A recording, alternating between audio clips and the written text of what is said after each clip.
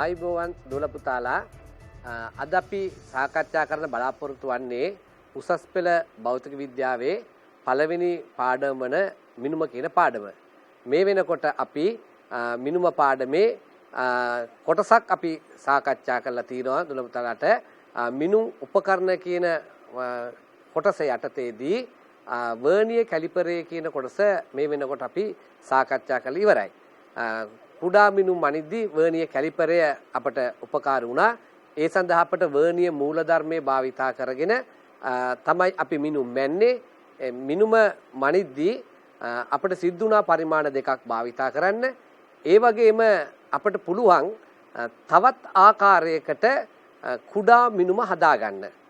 ඒ තමයි අපි කතා කරන විදිහට ඉස්කුරුප්පු මූලධර්මයේ කියන මූලධර්මයේ භාවිතා කළත් ඉතා කුඩා මිනුම් මැනීමට අපට හැකියාව තියෙනවා. දැන් මීටර් රූලේ කුඩා මිනුම මිලිමීටර් 1යි. අපි වර්නියරේ භාවිතා කළා කුඩා මිනුම මිලිමීටර් 0.1 හෝ ඊටත් කුඩා විදිහට හදාගත්තා. දැන් චලන් වීක්ෂයේ කුඩා මිනුම මිලිමීටරෙන් 100යි. ඔය නැත්තම් 0.01 මිලිමීටර්. ඒ වර්නියර් මූලධර්මය. දැන් අද අපි පුතාලට කතා කරන්න යන්නේ ඉස්කුරුප්පු මූලධර්මයේ භාවිතා කළා ඉතා කුඩා මිනුම් මනින්නේ කොහොමද? ඒ මූල ධර්මයෙන් කුඩා මිනුම අඩු කරගන්නේ කොහොමද කියලා කියන එක. ඒකෙදි අපි භාවිතා කරන්නේ වර්නියර් පරිමාණ වගේ මෙහිදී භාවිතා කරන්නේ ප්‍රධාන පරිමාණයකුයි වෘත්තාකාර පරිමාණයකුයි කියලා කොටස් දෙකක් තමයි අපි භාවිතා කරන්නේ.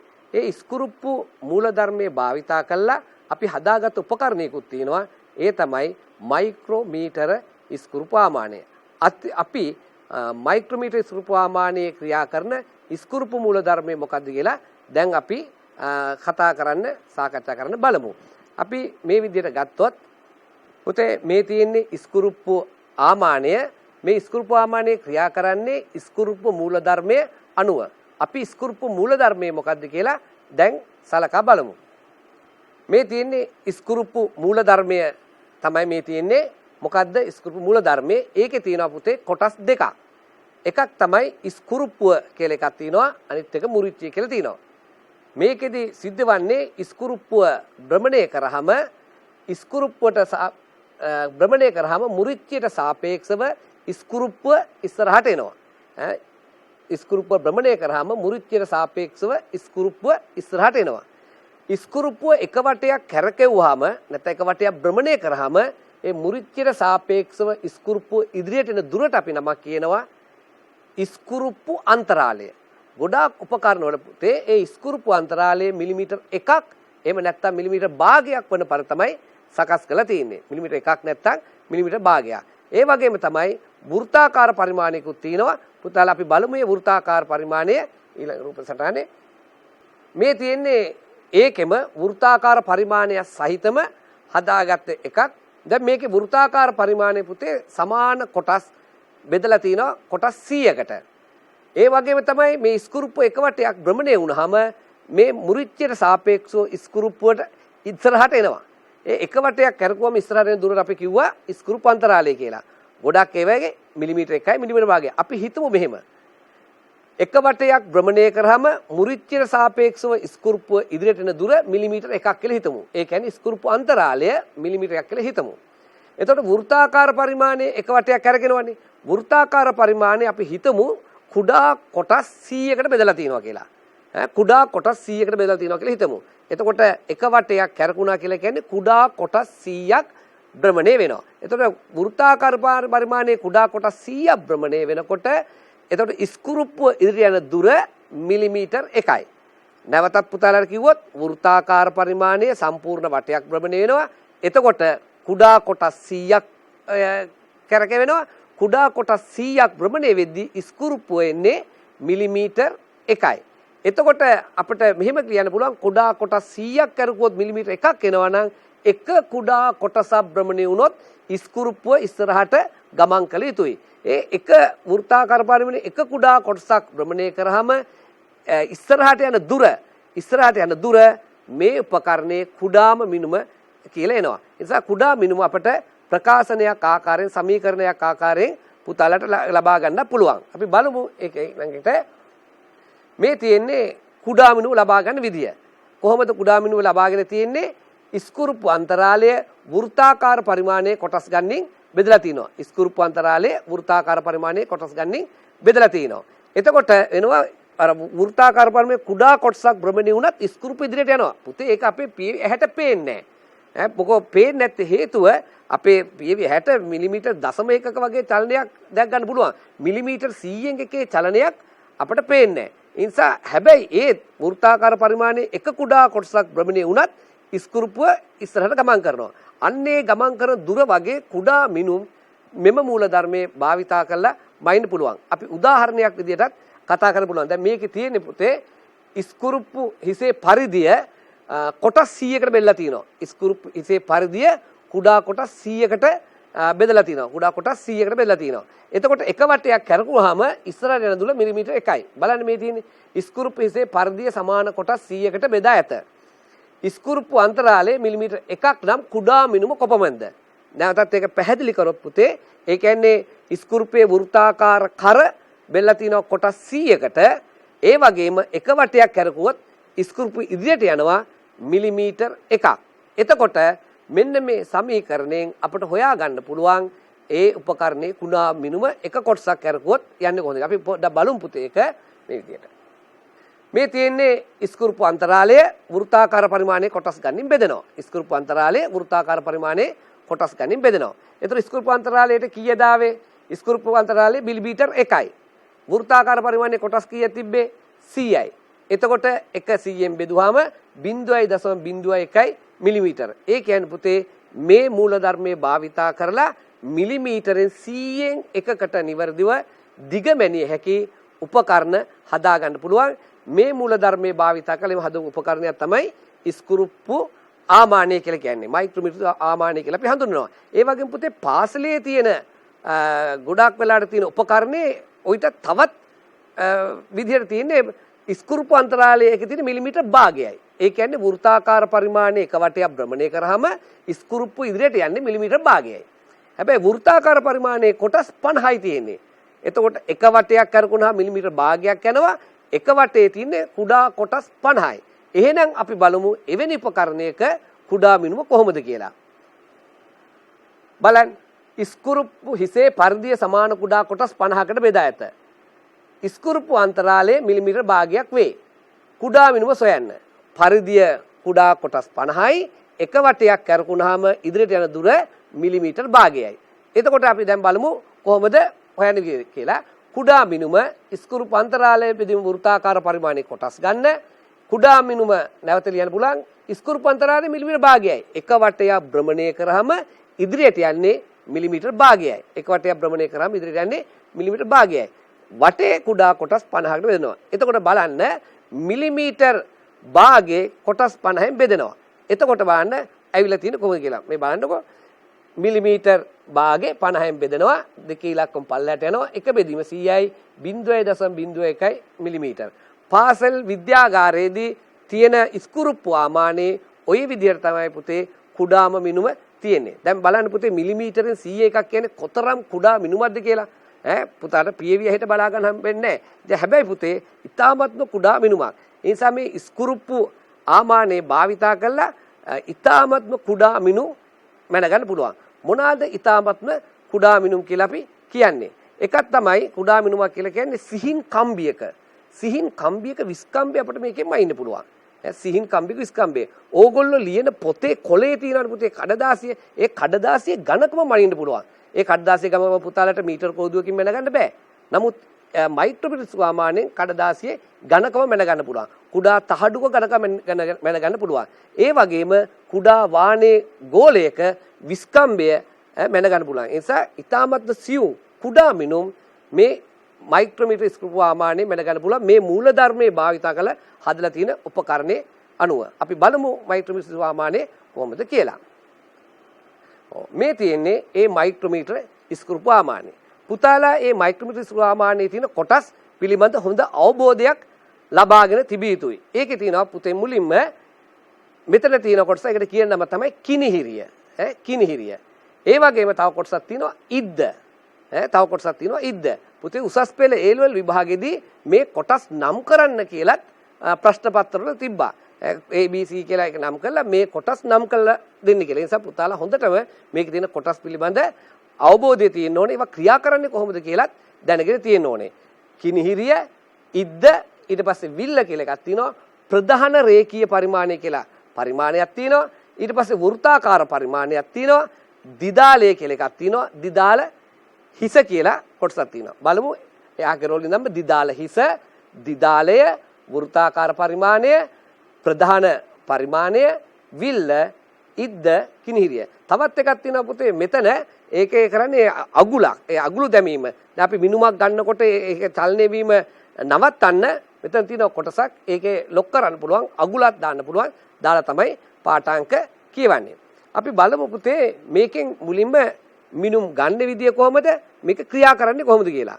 දිදාල හිස භ්‍රමණය කරත්, දිදාලය භ්‍රමණය කරත් වෘත්තාකාර පරිමාණයක් භ්‍රමණය වෙනවා, ඉද්දත් භ්‍රමණය වෙනවා. ඒ වගේම දිදාල හිස හෝ දිදාලය භ්‍රමණය කරනකොට දිදාලය වෘත්තාකාර පරිමාණයේ ප්‍රධාන පරිමාණයේ දිගේ ඉස්සරහට එනවා. ඒ වගේම ඉද්දත් ඉස්සරහට එනවා. ඕම දිදාලය හෝ දිදාල හිස භ්‍රමණය කරගෙන ආවහම වෘත්තාකාර පරිමාණයයි මේ ශුන්‍යයි ප්‍රධාන පරිමාණයේ ශුන්‍යයි එකම ස්ථානට ආවහම ඉද්දයි කිනිහිරියයි ස්පර්ශ වෙන්න ඕනේ. ඉද්දයි කිනිහිරියයි ස්පර්ශ වෙන්න ඕනේ. එහෙම තමයි අපි නිවැරදි උපකරණයක තියෙන්නේ. හැබැයි හොඳටම මතක තියාගන්න පුතේ දිදාල හිසෙන් භ්‍රමණය කරන්න. දිදාල හිසෙන් භ්‍රමණය කිරීම තමයි ගොඩක් වෙලාට නිවැරදි ක්‍රමය වෙන්නේ. එතකොට දිදාල හිසෙන් භ්‍රමණය කරාම වෘත්තාකාර පරිමාණය ප්‍රධාන පරිමාණයේ දිගේ ගිය දුරත් ඉද්ද මෙහෙම ගිය දුරත් දෙක සමානයි. ඒ කියන්නේ ඉද්දයි කිනිහිරියයි අතර පරතරය තමයි ප්‍රධාන පරිමාණයේ ශුන්‍යයි මේ වෘත්තාකාර පරිමාණයේ ශුන්‍යයි අතර පරතරය ලැබෙන්නේ ඒ දෙකම තමයි. ඉද්දයි කිනිහිරියයි අතර පරතරයම තමයි වෘත්තාකාර පරිමාණය සහ ප්‍රධාන පරිමාණයේ ශුන්‍ය අතර පරතරය ලැබෙන්නේ. දැන් අපි බලමු මේ උපකරණයේ භාවිතා කරලා කිසියම් මිනුමක් මැනගන්නේ කොහොමද කියලා. අපි හිතමු ඝනකම මැනිය යුතු තහඩුව මේ ඉද්දයි කිනිහිරිය අතර තියෙනවා. ඝනකම මැනිය යුතු තහඩුව මේ ඉද්දයි කිනිහිරිය අතර තියෙනවා. තියලා ඉවරලා අපි දිදාල හිසෙන් තමයි පුතේ භ්‍රමණය කරන්නේ. ඉද්දයි කිනිහිරිය අතර තියලා දිදාල හිසෙන් තමයි අපි භ්‍රමණය කරන්නේ. දිදාල හිස භ්‍රමණය කරගෙන එද්දී ඔන්න මේ තහඩුව ඉද්දහා කිනිහිරියට ස්පර්ශ වෙනවා. ඉද්දහා කිනිහිරියට ස්පර්ශ වෙනවා. ස්පර්ශ වුණාට පස්සේ අපි දිදාලයෙන් එහෙම භ්‍රමණය කරොත් කිසියම් දෝෂයක් සිදු වෙන්න පුළුවන්. ඒ තමයි දිදාලයෙන් භ්‍රමණය කරොත් මේ ඉද්දහා කිනිහිරිය අතර ස්පර්ශ වෙලා තියෙන තහඩුව එහෙම නැත්නම් කම්බිය paludu වීමට ලක් වෙන්න පුළුවන්. දිදාලයෙන් කැරකු හැටිය තෙරපිලා paludu වීමට ලක් වෙන්න පුළුවන්. ඒ නිසා අපි කිසි විටක දිදාලයෙන් භ්‍රමණය කරන්නේ නැහැ. දිදාල හිසෙන් තමයි භ්‍රමණය කරන්නේ. ඒ දිදාල හිස භ්‍රමණය කරගෙන ආවම નિયમિત පරිදි ඉද්දහා කිනිහිරිය අතර වස්තුව හිර වුණාට පස්සේ කොපමණ දිදාල හිස භ්‍රමණය කළත් කොච්චර දිදාල හිස කරකුවත් ඉද්ද ඉස්සරහට එන්නේ නැහැ. ඉද්ද ඉස්සරහට එන්නේ ඉද්ද ඉස්සරහට එීම නවතිනවා. දිදාල හිස එක තැන සද්දයන් නිකුත් කරමින් ටික සද්දයන් නිකුත් කරමින් භ්‍රමණය වෙමින් පවතිනවා. එතකොට මේ ඉද්දහා කිනිහිරිය අතර ස්පර්ශු නැත්නම් අසුබු ඒ වස්තුව paludu වීමක් හෝ තෙරපීමක් සිදුවන්නේ නැහැ. ඇත්තටම පුතේ පුතාලා පාසලේදී විද්‍යාගාරයේදී ඒවා කරද්දී දැනගන්න ඕනේ අපිත් ඕනනම් බලමු ඒ රූප සටහන නැත්නම් මේ පරීක්ෂණයක සිදුවන සිදුවීම. මේ තියෙන පුතේ ඒ කියන විදිහට මම හිතන්නේ පුතාලට මේ පේනවා මේ තමයි පාසල් විද්‍යාගාරයේ තියෙන මයික්‍රෝමීටර ස්කෘප්වාමානය. මේ තියෙන මයික්‍රෝමීටර ස්කෘප්වාමානය. පාසල් විද්‍යාගාරයේ තියෙන මයික්‍රෝමීටර ස්කෘප්වාමානය තමයි මේ තියෙන්නේ. අපි මේ තියෙන අර කිව්වේ කොටස් ටික. පුතාලට මේක දිදාලය කියන එක මෙතන තියෙනවා මේ අපි කතා කරොත් කිනිහිරිය ඉද්ද ප්‍රධාන පරිමාණය වෘත්තාකාර පරිමාණය දිදාලය දිදාල හිස නැවතත් දිදාල හිස දිදාලය වෘත්තාකාර පරිමාණය මෙතන ප්‍රධාන පරිමාණය ඉද්ද කිනිහිරිය. දැන් අපි කරන්නේ ඉද්දයි කිනිහිරිය අතර තියෙනවා ඝනකම මැනිය යුතු වස්තු මේ තියෙන තහඩුවක් වගේ එකක් තියෙනවා. දැන් මම දිදාල හිසෙන් කරකවනවා. මේ පුතාලට පේනවනේ ඔන්න දිදාල හිසෙන් මම කරකවනවා මෙහෙම. මේක කරකවනවා. ඔහොම කරකවනවා. තාම ඉද්දහා කිනිහිරියට තහඩුව ස්පර්ශ වෙලා නැහැ. ඒ නිසා තව කැරකෙනවා. දැන් ඔය කැරකෙන ගියා. ඔන්න දැන් ඉද්දයි කිනිහිරිය අතර තහඩුව ස්පර්ශ වුණා. දැන් බලන්න මම තවත් දිදාල හිස කරකවනවා. මේ බලන්න මේව කරකවනවා. දැන් පුතාලට පේනවද මේක කැරකුවාම ටිකි ටිකි සද්දයකුත් නිකුත් වෙනවා. ටිකි ටිකි සද්දයක් නිකුත් වෙලා දිදාල හිස එකතැන කැරකෙනවා. එකතැන කැරකෙනවා. නමුත් ඉද්ද ඉස්සරහට ගමන් කරන්නේ නැහැ. එතකොට මේ ඉද්ද හා කිනිහිරිය අතර ස්පර්ශ වෙලා තියෙන තහඩුව අනවශ්‍ය ලෙස සම්පීර්ණ වීම, paludu වීම ඒ කිසිවක් සිදුවන්නේ නැහැ. ඒ නිසා මේ මයික්‍රෝස්කෝපමානේ මේ දිදාල හිස සුවිශේෂ යාන්ත්‍රණ ක්‍රමයකින් සකස් වෙලා තියෙන. පුතාලට ඇහෙනවනේ මේ බලන්න සද්ද කරාම දිදාල හිස ටිකි ටිකි සද්දයන් නිකුත් කරමින් පුතාලට කැරකෙනවා පේනවා. ඒ නිසා කම්බියක් විස්කම්බේ මැන්නත් තහඩුවක විස්කම්බේ මැන්නත් දිදාල හිසෙන් තමයි පුතාලා භ්‍රමණය කරන්නේ. ඒ නිසා පුතාලා ගැන හොඳින් දැනගෙන තිබිය යුතුයි. අපි යන්කෝ ඊළඟ ටික බලන්න. හරි. මේ තියෙන පුතේ ඒ විදිහටම සිහින් කම්බියක මේ පුතාලා පේනවනේ සිහින් කම්බියක විස්කම්බේ මයින් ආකාරය. ඉද්දහා කිනිහිරිය අතර කම්බිය තියලා තියෙනවා. දිදාල හිසෙන් කරකිනවා. එතකොට ස්පර්ශ වෙනවා. සිහින් කම්බියක විස්කම්බේ මයින් පුළුවන්. අපි තවත් ඉස්සරහට බලමුකෝ. මේ තියෙන්නේ ඇණයක වගේ එකක් විස්කම්බේ මයින් විදිය. මේ තියෙන්නේ තහඩුවක. තහඩුවක ඝනකම මයින් විදිය. තහඩුවක ඝනකම විදිය. පුතේ දැන් තහඩුවක ඝනකම පරීක්ෂණාත්මකව මනිද්දී පුතාලා පරීක්ෂණාත්මක පියවරවල් ගොඩක් අනුගමනය කරන්න ඕනේ. දැන් තහඩුවක එකතැන ඝනකම මැනලා මෙන්න තහඩුවේ ඝනකමයි කියලා කියන්නේ. අපි නිවර්දි මිනුමක් ලෙස සලකන්නේ තහඩුවේ ස්ථාන කීපයක ඝනකම මැනලා ඒකේ මධ්‍යක අගය ගන්නවා. ඉතින් ස්ථාන කීපය කියන්නේ අඩුම වශයෙන් ස්ථාන 6කවත් පාඨාංක අරගෙන එහි ඝනකම මධ්‍යක අගය ගත්තාම ඒ තහඩුවේ අපිට මධ්‍යක ඝනකම අපිට හොයා ගන්න පුළුවන්. ඒ කියන්නේ පුතේ එතකොට තමයි මේ තහඩුව සඳහා සාධාරණ අපිට ඝනකමක් ලැබෙන්නේ. නැත්තම් සමහර ස්ථානවල ඝනකම වැඩි වෙන්න පුළුවන්, සමහර ස්ථානවල අඩු වෙන්න පුළුවන්. ඒ නිසා මධ්‍යක ඝනකම එතන ලැබෙනවා. ඒ වගේම පුතේ කම්බියක විස්කම්බේ මනිද්දිත් අපි ස්ථාන 3ක් ගන්නවා. ඒ වගේම පුතේ ලම්බක පිහිටීම් 3ක් ගන්නත් ඕනේ. ස්ථාන 3ක විස්කම්බේ මනිනවා. ඒ වගේම ඒ ස්ථාන 3 විස්කම්බේ මැල්ලා ලම්බක පිහිටීමෙත් මනිනවා. එක තැනක මනිනවා ආපහු ලම්බක පිහිටීමෙත් මනිනවා. තව තැනක මනිනවා ආපහු ලම්බක පිහිටීමෙත් මනිනවා. ඒ වගේ අපිට ලම්බක පිහිටීම් 3ක් ගන්නවා. ඒ පාටක් එකයි එතන ලම්බක පිහිටීමයි. පුතාලට තේරුණා නේද? තව තැනයි ආපහු ලම්බක පිහිටීමයි. තව තැනයි ලම්බක පිහිටීමයි. ඇයි පුතේ එතනම ලම්බක පිහිටීමේ ගන්නෙ? එහෙනම් පාඨාංග කම්බියේ තැන් 6ක පාඨාංග ගන්න පුළුවන්නේ. අපි මෙහෙම හිතමු පුතේ කම්බිය නිවර්දිම වෘත්තාකාර නැහැ. අපි හිතමු කම්බිය නිකන් තැලිලා වගේ තියෙන්නේ. ඉතින් මම කියන්නේ අපි ස්ථාන 6ක පන්න පාඨාංග ගත්තා. එතකොට පුතේ ලැබෙන්නේ අපි අර කම්බිය තැලිච්චි තැන් 6ක පාඨාංග. හැබැයි ඒක හරි වෘත්තාකාරද කියලා බලා ගන්නත් පුළුවන්නේ. එතකොට එක පැත්තක විස්කම්බය ගත්තොත් ලම්බක විස්කම්බයත් ගොඩාක් වෙලාට ආසන්න ලෙස සමාන වෙන්න ඕනේ. එහෙම සමාන නොවුනොත් ඒ නිවර්දි වෘත්තාකාර හරස්කඩක් තියෙන එකක් නෙමෙයි. ඒ නිසා එක ස්ථානයක එතරම් ලම්බක පිහිටීමේ එක ස්ථානයේ එතරම් ලම්බක පිහිටීමේ එමේ ස්ථානයේ එම ලම්බක පිහිටීම ගන්න. එතකොට පාඨාංක 6ක් අරගෙන ඒ පාඨාංක 6 මධ්‍යක අගය ගත්තාම ඒ කම්බිය සඳහා මධ්‍යක විස්කම්බයක් ලැබෙනවා.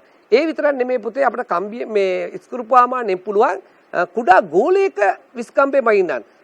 අපි තාමත්ම කුඩා වානේ ගෝලයක විස්කම්බේ මයින්න පුළුවන්. අපි බලමු වානේ ගෝලයකත් විස්කම්බේ මයින්න. පුතාලට මේකේ පේනවද දන්නේ නැහැ. මේකේ තියෙනවා කුඩා මේ ඉද්දහා කිනි අතර ස්පර්ශ වෙලා කුඩා වානේ ගෝලයක්. ඒ වානේ ගෝලයක විස්කම්බයත් අපිට මැනීමේ හැකියාව තියෙනවා. හරි. දැන් ඊට පස්සේ පුතේ අපිට තියෙන්නේ ඉස්කුරුප්පු ආමාණයෙන් කොහොමද දැන් මිනුමක් ලබා ගන්න කියලා. අපිට දැන් මනින්න දන්නවනේ.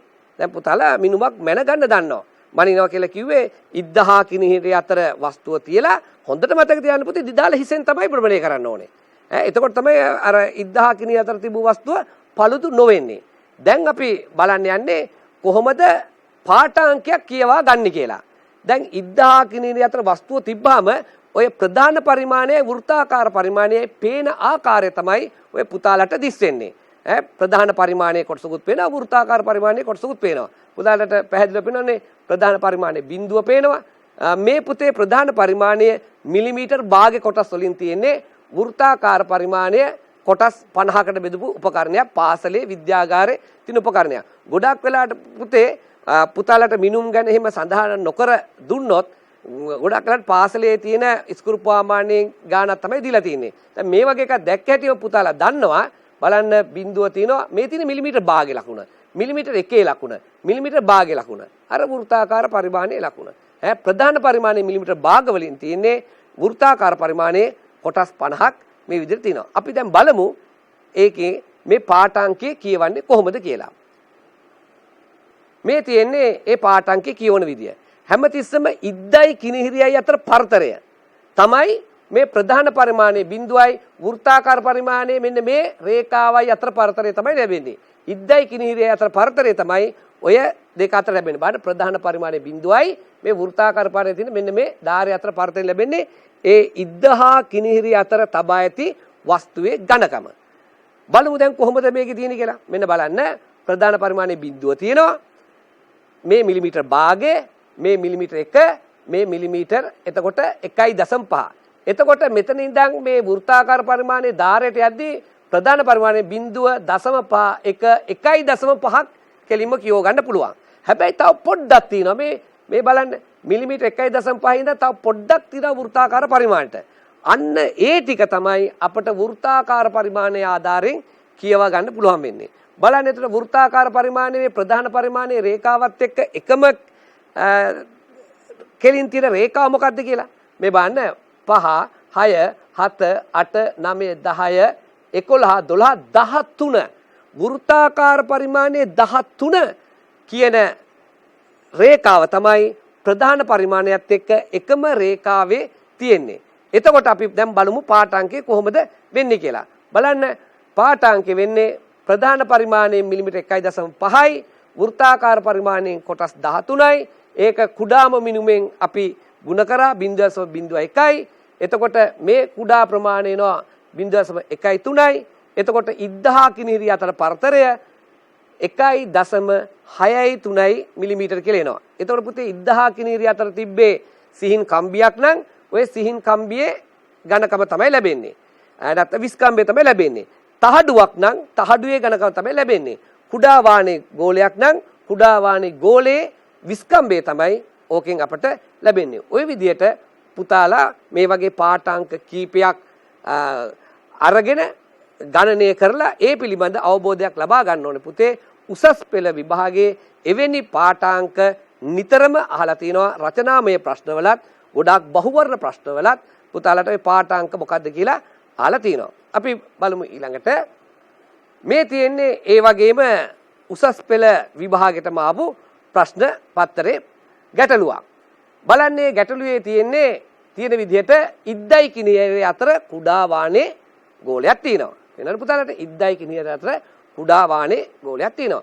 එතකොට මේ වාණේ ගෝලේ විස්කම්බය තමයි අර අතර පෙන්වන්නේ. ඉතින් ඒක අතිශය සමීප නිසා ඒක පියවියෙන් බලා ගන්න අසීරුයි. ඒ නිසා මේගොල්ලෝ ඒ ඉතා විශාල කරලා ඇන්ද රූප සටහනකුත් මේකේ ලබා දීලා තිනවා.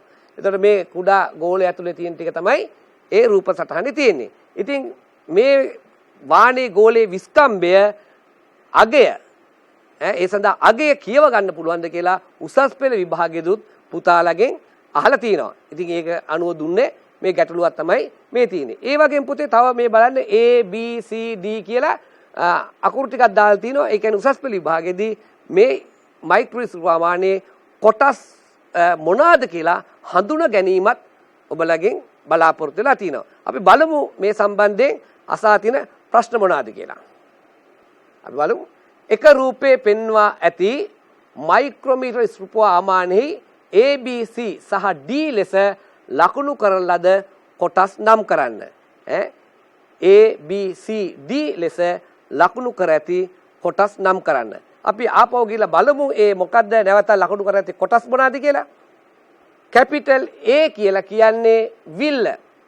මේ කැපිටල් A කියලා තියෙන මේ කියනවා විල්ල. හැබැයි පුතේ උසස් පෙළ විභාගයේදී මේක උසස් පෙළ විභාගයේ ළමයි මේකට විල්ල කියලා ලිව්වත් ලකුණු දුන්නා. ප්‍රධාන පරිමාණය කියලා ලිව්වල් ලකුණු දුන්නා. නමුත් මේකේ ලකුණු වෙලා තියෙන අනුව නම් විල්ල තමයි ලකුණු වෙලා තියෙන්නේ. එහෙම නැත්නම් ප්‍රධාන පරිමාණ උසස් පෙළ විභාගයේදී මේ දෙකටම ලකුණු හම්බුණා. ඒතකොට B ලෙස මොකක්ද තියෙන්නේ? වෘත්තාකාර පරිමාණය. C දිදාලය, D දිදාල හිස. දැන් අපි මේකේ කොටස් ටික නම් කරමු. A කියන එක තියෙන්නේ විල්ල.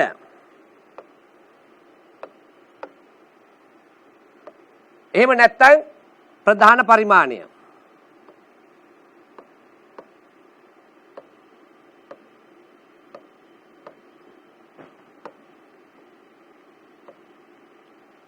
ඒ ප්‍රධාන පරිමාණය. එතකොට බලමු B කියලා කියන්නේ මොකක්ද කියලා. නැවත අනිත් රූපෙට කියලා B කියලා බලමු මොකක්ද තියෙන්නේ කියලා. B ලෙස තියෙන්නේ වෘත්තාකාර පරිමාණය. අපි මෙතනින් බලමු B වෘත්තාකාර පරිමාණය, C දිදාලය, D දිදාල හිසය.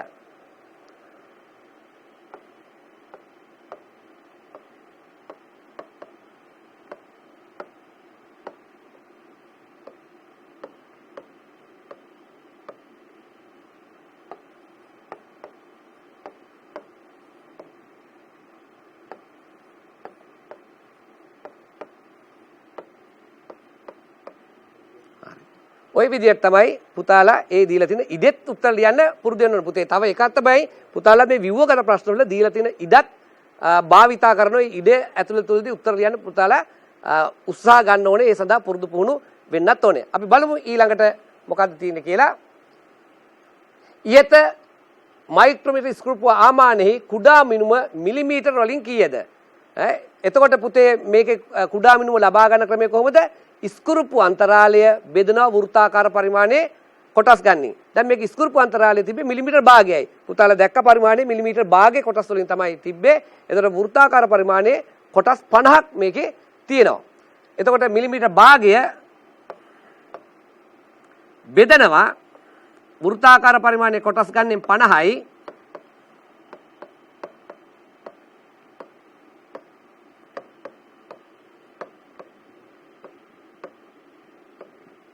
මිලිමීටර් 100න් එකයි. එතකොට මේකේ කුඩා මිනුම එතරම් නිවැරදිව මේකේ මිනුම් ලබා ගන්න පුළුවන්. බලමු ඊළඟ ප්‍රශ්න මොකක්ද කියලා. ඉහත රූපේ පෙන්වා ඇති බෝලයේ විස්කම්බය සඳහා පරිමාණයේ පාඨාංකය මිලිමීටර් වලින්. අපි නැවත යන් කීයද ඒකේ විස්කම්බය හොයන්න. ඒක පුතේ පාඨාංකේ බලන්න ඕනේ. ඒකේ විශාල කරලා තියෙන පරිමාණය තමයි තියෙන්නේ. මෙන්න මෙතන තමයි පුතේ මේ බෝලයේ විස්කම්බය මෙතන තමයි පෙන්නලා තියෙන්නේ. අර මේ මිලිමීටර භාගය කොටස් තියෙන බිඳුව මිලිමීටර භාගය 1 1.5 2 2.5 3 3.5 4 4.5 5.5 මිලිමීටර 6යි. ප්‍රධාන පරිමාණයෙන් මිලිමීටර 6ක් පේනවා. ඒ වගේම තව වෘත්තාකාර පරිමාණය බලමු. 40 45 46 47 48 වෘත්තාකාර පරිමාණයනොත් කොටස් 48ක් තියෙනවා. එතකොට මෙතනින් මිලිමීටර 6යි වෘත්තාකාර පරිමාණයෙන් කොටස් 48යි. අපි බලමු දැන් ඒකේ පිළිතුර කොහොමද ලියන්නේ කියලා. මිලිමීටර 6ක් තිබ්බ ප්‍රධාන පරිමාණයෙන් වෘත්තාකාර පරිමාණයෙන් කොටස් 48ක් තිබ්බා.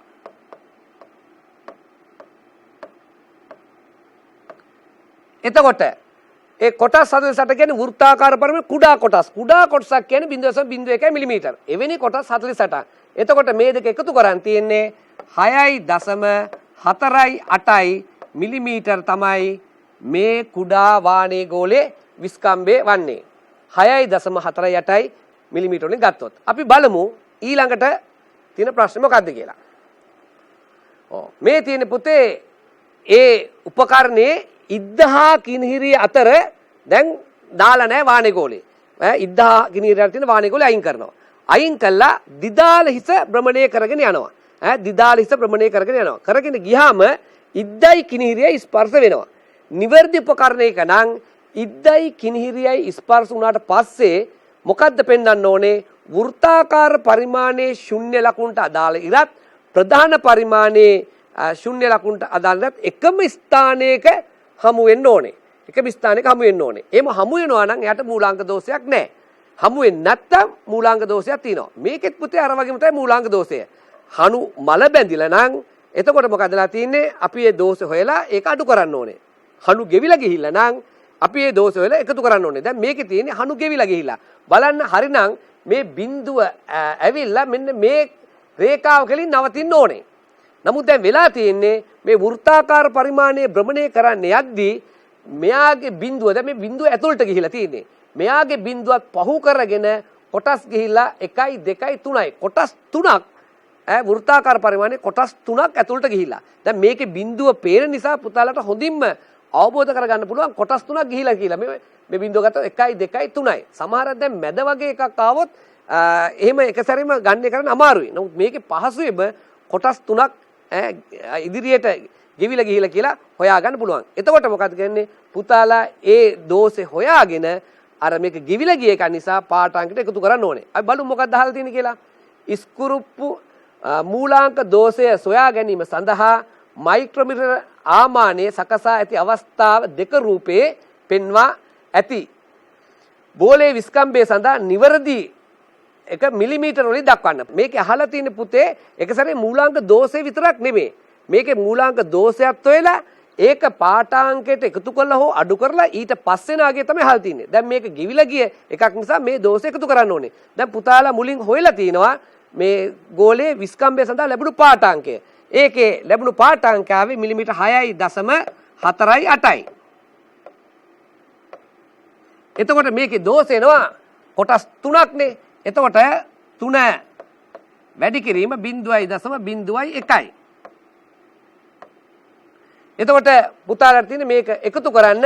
එතකොට මෙන්න 48යි මෙතන 0.3ක් එකතු කරාම 6.51 මිලිමීටර කියලා පුතාලට ගෝලයේ නිවර්දි විස්කම් වෙනවා. මේ තමයි මූලාංක දෝෂයේද එකතු කළා ලැබෙන නිවර්දි විනුව 6.51 මිලිමීටර තමයි මේ කුඩා වානේ ගෝලයේ විස්කම්බේ වන්නේ. අපි යම් පුතේ ඊළඟට මොකද්ද මේ ප්‍රශ්න පත්‍රය අහලා තියෙන්නේ කියලා. බෝලයේ විස්කම්බය සඳහා මිනුමෙහි භාගික දෝෂය ලියා දක්වන්න. සංඛ්‍යාත්මක සුළු කිරීම අවශ්‍ය නොවේ. මේක අහලා තියෙන පුතේ භාගික දෝෂය සඳහා අගයන් ටික විතරයි සුළු කළා අවසාන උත්තරයක් එහෙම අහලා නැහැ. මොකද්ද භාගික දෝෂය කියලා කියන්නේ? මම අන්න පුතාලට මුලදී මතක් කරා.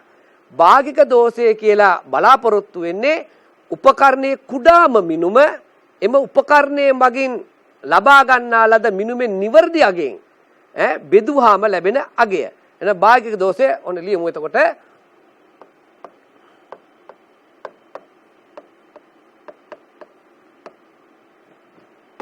මේකේ කුඩා මිනුම 0.01 මිලිමීටර. මිනුමේ නිවර්දි අගය 6.51 මිලිමීටර. ඕක තමයි අපි බලාපොරොත්තු මේක ඒකක කැපිලා ගිහිල්ලා අවසානයේ ඉතුරු වෙනවා 1 බෙදීම 651. මොකෝ භාගික දෝෂෙට ඒකක සිදු වෙන්නේ නැහැ. මොකෝ උඩ ඒකක දෙක කැපිලා ගිහිල්ලා. දැන් හොඳට මතක තියාගෙන ඒක අනුපාතයක් නිසා ඒකකයක් අපට ලැබෙන්නේ නැහැ. හරි. දැන් අපි බලමු ඊළඟ කොටස. වස්තුව පමණට වඩා තෙරපීම වැළැක්වීම සඳහා මයික්‍රෝමීටර ස්ක්‍රූප් ආමානයේ යොදා ඇති පූර්වපාය කුමක්ද? මම මේක පුතාලට මේ මයික්‍රෝමීටර ස්ක්‍රූප් ආමානයේ විස්තර කරද්දි කියලා දුන්නා. බලන්න අන්න උසස් පෙළ විභාගයේදී ප්‍රශ්න පත්‍රයේදී ඒක අහලා තියෙනවා පුතාගෙන්. මොකද්ද අහලා තින්නේ? ඉද්දහා කිනිහිරිය අතර සිරවලා තියෙන වස්තුව පළුදු වීම අනවශ්‍ය ලෙස තෙරපීම වැළැක්වීම සඳහා දිදාල හිසෙහි සුවිශේෂ යාන්ත්‍රණයකින් ඒක සවිකල් තිනවා. මොනවද වෙලා තින්නේ? එතකොට දිදාල හිසේ තමයි භාවිතා කරලා තින්නේ. පූර්වපාය මොකද්ද? ඉද්දහා කිනිහිරිය අතර ස්පර්ශලා තියෙන වස්තුව අනවශ්‍ය ලෙස තෙරපීම වැළැක්වීම ඒකේ දිදාල හිසෙන් සිදු කරනවා. ඒක තමයි අපි ඒකේ බලාපොරොත්තු වෙන්නේ. අපි යම් පුතේ ඊළඟ කොටසට. ඊට පස්සේ ඒකේ තවත් කොටසක් දීලා තිනවා. මේ උසස් පෙළ ප්‍රශ්න පත්‍රයක් නිසා රූපයක් දීලා තිනවා. මේ පේන විදිහෙන් නම් තැටියක් තිනවා. ඒ තැටියට දිග කම්බියක් සවි කරලා තිනවා මැදින්. මේ දිග කම්බියක්. මේ කැඩීරි දාලා තියෙන පුතේ මේක ගොඩක් දිගයි කියලා පෙන්නන්න. සිහින් දිග කම්බියක් දාලා තිනවා. ඒ කම්බියේ විස්කම්බයේ සිම්පල් D වලින් පෙන්නලා තිනවා සංකේතවත් කරලා තිනවා. කම්බියේ දිග සිම්පල් L වලින් සංකේතවත් කරලා තිනවා.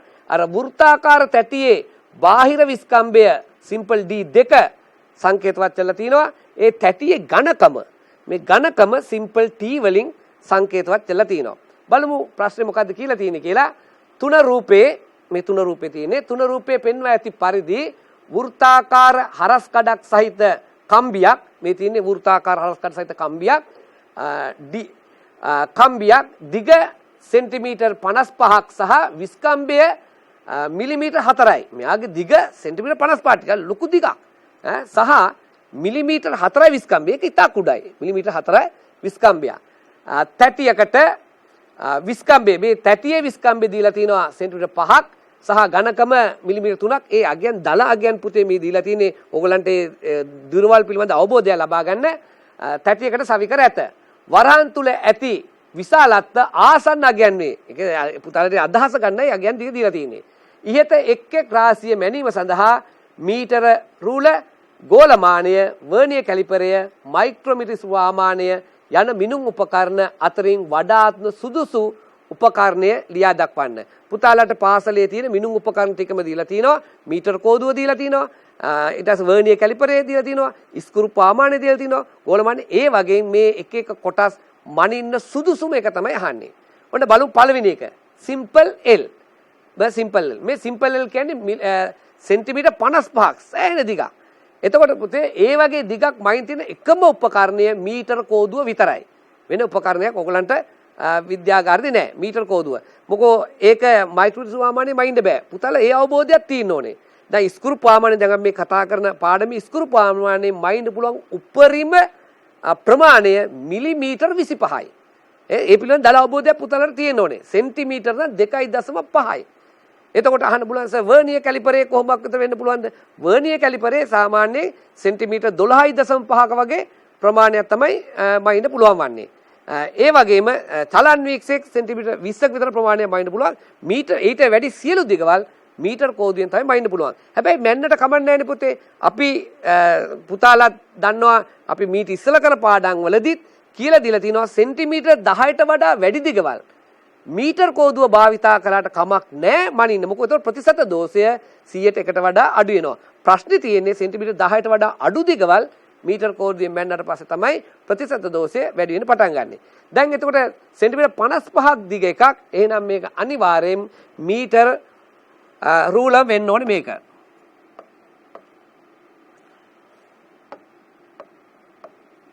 මීටර් රූල D1 කියන්නේ පුතේ මේ කම්බියේ ඝනකම. බලන්න කම්බියේ ඝනකම ආසන්න ලෙස මිලිමීටර් 4යි. ඒ කියන්නේ කම්බියේ විස්කම්බේ නේ. කම්බියේ විස්කම්බේ. ඕකමයි තියන්නේ මයික්‍රොමීටර ඉස්කුරු ප්‍රමාණය.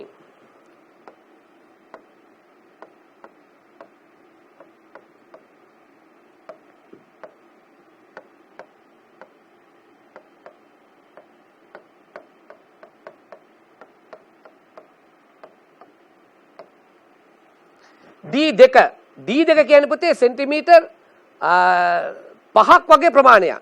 ඒක වර්නියරෙන් මෙල ගන්න පුළුවන්. සෙන්ටිමීටර් 5ක් වගේ ප්‍රමාණයක් වර්නියර් කැලිපරේ මයින්න පුළුවන්.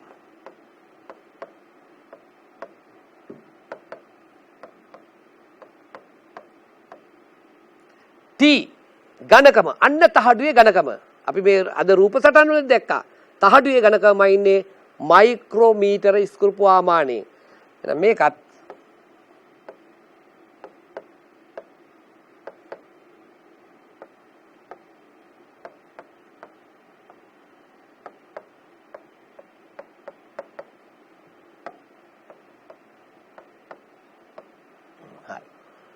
ඔය ටිකේ තමයි මයින් මේ උසස් පෙළදී පුතේ අහලා තියෙන එකේ පුතාලට අවබෝධයක් තියනවද කිසියම් මිනුමක් දුන්නොත් මොන විද්‍යාගාරයේ මොන මිනුම් උපකරණේ භාවිතා කළාද මේ මිනුම මයින්නේ කියලා පුතාලගේ ඒ පිළිබඳ දැනුම තමයි මේ ප්‍රශ්නයෙන් ඇත්තටම අහලා තියෙන්නේ. අයි බලමු ඊළඟ කොටස මොකක්ද කියලා.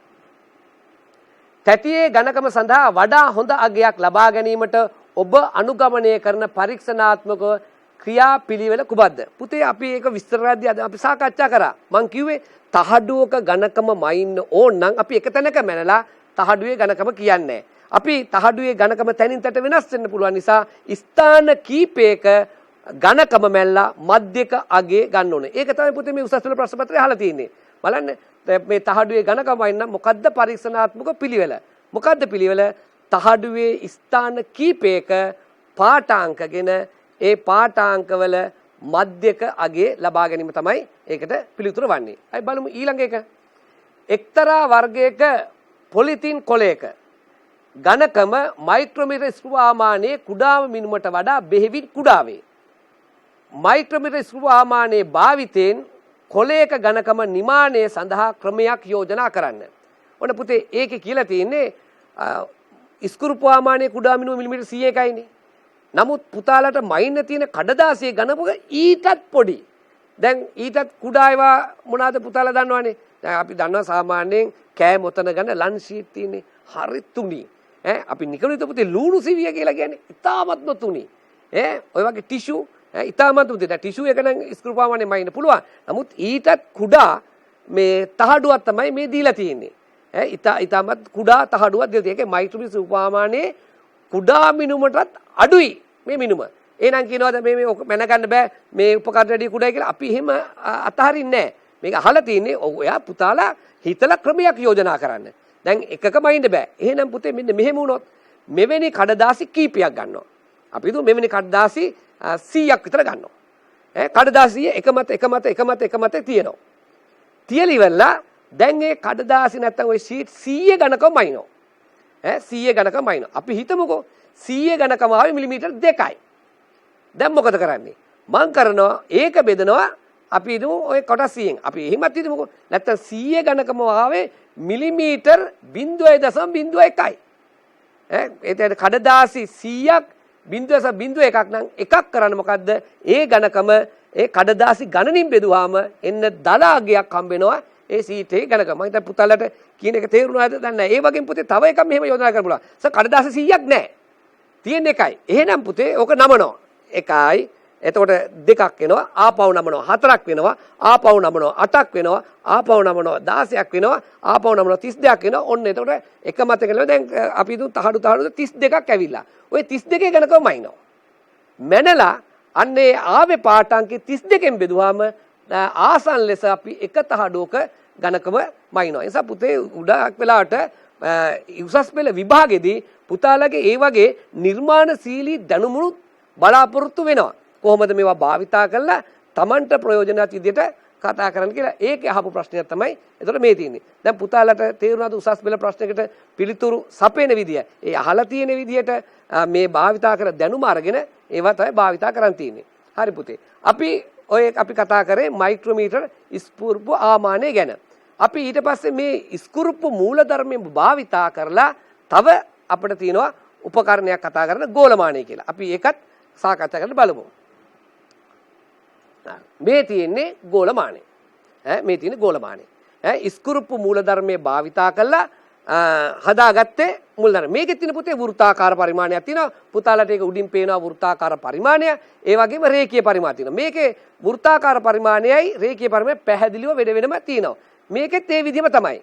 වෘත්තාකාර පරිමාණයේ සම්පූර්ණ වටයක් කරකුවාම ස්කුරුප්පුව ගමන් කරන දුර ස්කුරුප්පු අන්තරාලය. වෘත්තාකාර පරිමාණයේ සම්පූර්ණ වටයක් කරම ස්ක්‍රූ ගමන් කරන දුර ස්ක්‍රූපු අන්තරාලය. ඒ වෘත්තාකාර පරිමාණයේ වටයක් කරකුවාම එයා ගමන් කරන දුර පැත්තකින් බලා ගන්න පුළුවන්. මේ ප්‍රධාන රේඛීය පරිමාණයේ මිලිමීටර් 1 වෙන් තියෙන්නේ. අපි දු මේකේ කොටස් 100කට බෙදලා තිනවා. කොටස් 100ක් කරකුණා මිලිමීටර් එකක් යනවා.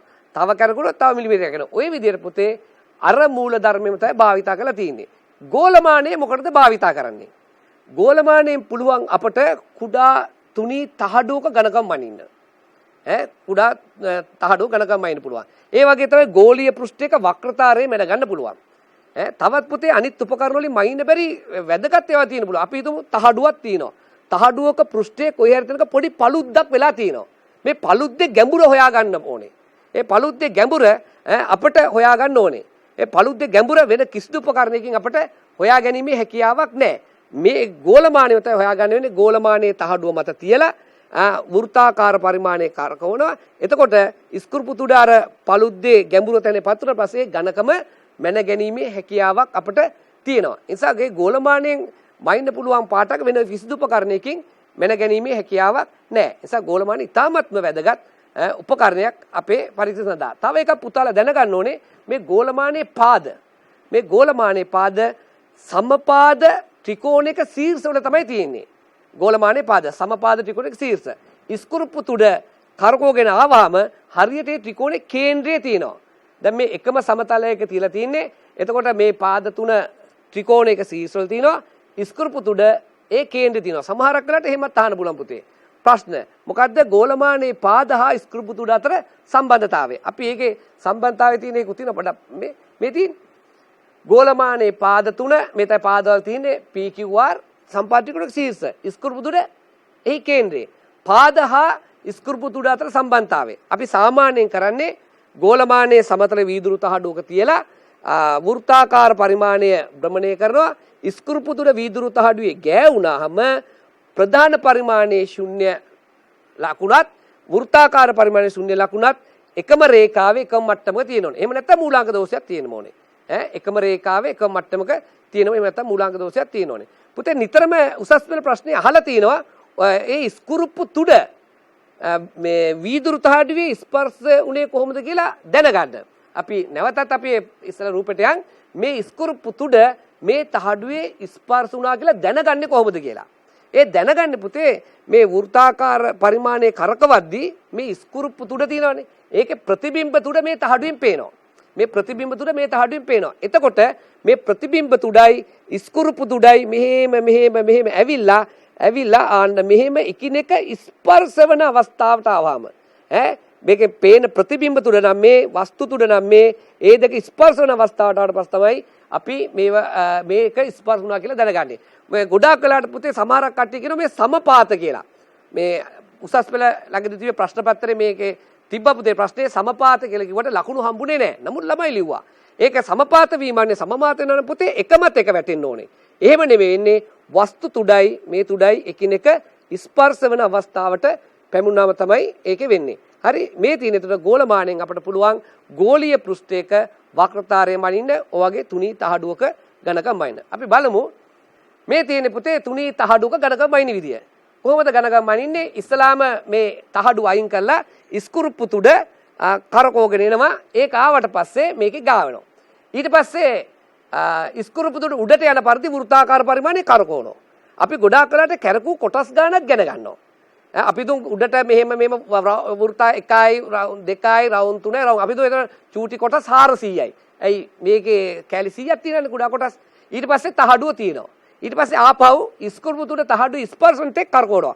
වට 1යි වට 2යි වට 3යි 25 අපි දුන් උඩට ගියා කොටස් 400ක් පල්ලයට ආවේ 325 නා. එතකොට මේ තහඩුවේ ඝනකම වෘත්තාකාර පරිමාණයේ කොටස් වලින් 75යි. මොකෝ 400න් 325 අඩු කරාම. එතකොට එක කොටසක් කියලා කියන්නේ 0.01යි වැඩි කරොත් 0.75යි මේ ඝනකම පුතාලට පහසුවෙන් හොයා ගන්න පුළුවන්. ඒ වගේම ගෝලීය පෘෂ්ඨයකත් හොයා ගැනීමේ හැකියාව තියෙනවා. අපි ඊළඟට බලමු.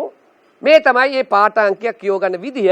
මේ බලන්න මෙතන ගත්තොත් මේ පාඨාංකය 0 මිලිමීටර 1 2 3 4 5 ඒ තව පොඩ්ඩක් තියෙනවානේ. ඒ පොඩ්ඩ එන්නේ 35 36 37 මිලිමීටර 5 37 වැඩි කිරීම 0.01 5.37යි කියලා ඔහොම පාඨාංක වෙනවා. ඔය තමයි පුතේ ගෝලමානයකින් පාඨාංකයක් මැන ගන්න ආකාරය. ඒ නිසා පුතාලා ඔයගෙන් ප්‍රශ්න හදලා ඉතා හොඳ අවබෝධයක් ඔය සම්බන්ධයෙන් ලබාගත යුතු වෙනවා. ඔය සම්බන්ධයෙන් තවත් පුතේ පොඩක් තියෙනවා චලන් වීක්ෂය පිළිබඳත් පුතාලා පරීක්ෂණ කරන්න වෙනවා. චලන් වීක්ෂණුත් අපට පුළුවන් කේසික සිදුරක වගේ එකක් විස්කම්බය බලන්න. අපි බලමු ඒ චලන් වීක්ෂයේ කොටස. මේ තමයි චලන් වීක්ෂය. අපි මේ චලන් වීක්ෂය ගත්තොත් චලන් වීක්ෂයකින් මිනුමක් මනිද්දී අපි කරන්නේ කේසික නලයේ මුලින්ම තිරස්ස තියෙනවා. මේක තියෙන්නේ කේසික නලයේ තිරසයි කරනවා. නැත්නම් සවි කරනවා. චලන් වීක්ෂය කේසික නලයත් එක්ක ඒකාක්ෂණ පරිදි තියාගන්නවා. තියාගෙන අපි උපනෙතෙන් බලනවා. උපනෙතෙන් බැලුවාම කේසික සිදුර පැහැදිලිව පේන්න පටන් ගන්නවා. ඉතින් ඒ කේසික සිදුරේ මේ පැහැදිලිව පේන්න පටන් ගත්ත පස්සේ මේ පැත්තේ විස්කම්බේ මැල්ලා කේසික සිදුරෙත් විස්කම්බේ මයින්න පුළුවන්. පුතාලා පරීක්ෂණාගාරයේදී මේ සම්බන්ධයෙන් මිනුම් මැනලා පුතේ පිළිබඳ යම් අවබෝධයක් ලබා ගන්න ඕනේ. එහෙම වුණාට පස්සේ තමයි උසස් පෙළ ප්‍රශ්න වලට පිළිතුරු සපයන්න පුළුවන් වෙන්නේ. මං හිතනවා දුවල පුතාලට මේ පාඩම පිළිබඳ හොඳ අවබෝධයක් ලබා ගන්න පුළුවන් වෙන්නේ නැති කියලා.